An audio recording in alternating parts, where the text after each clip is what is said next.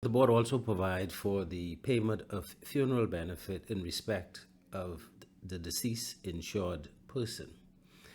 Unlike private insurance, one cannot identify to whom funeral benefit should be paid. Funeral benefit is payable to the person who has paid or is liable to pay the cost of the funeral.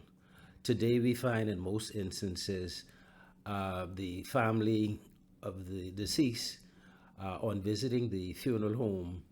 In fact, the funeral home will inquire as to whether or not the person was a contributor to NIB. They will make contact with NIB to confirm that the deceased person had made the requisite number of contributions, and then they will adjust the funeral costs by the grant paid by National Insurance.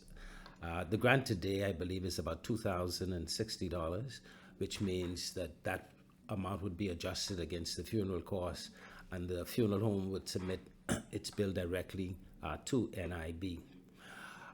There might be an instance where the cost of the funeral may be less than the amount paid by National Insurance. This may happen in the case where a person is lost at sea, and so therefore there may not be a burial, but any expenses related to maybe a memorial that you might have for in respect of the deceased person, those costs can be submitted to NIB, and NIB will pay the amount up to the grant of $2,060.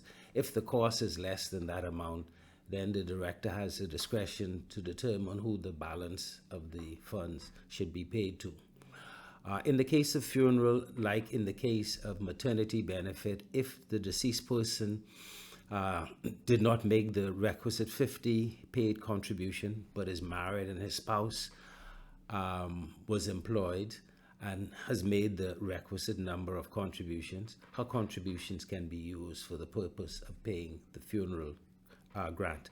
And the same contributions can be used in respect of the spouse's death at the time. So one spouse's contribution can be used to pay funeral grant as relates to the spouse as well as the contributor to NIB.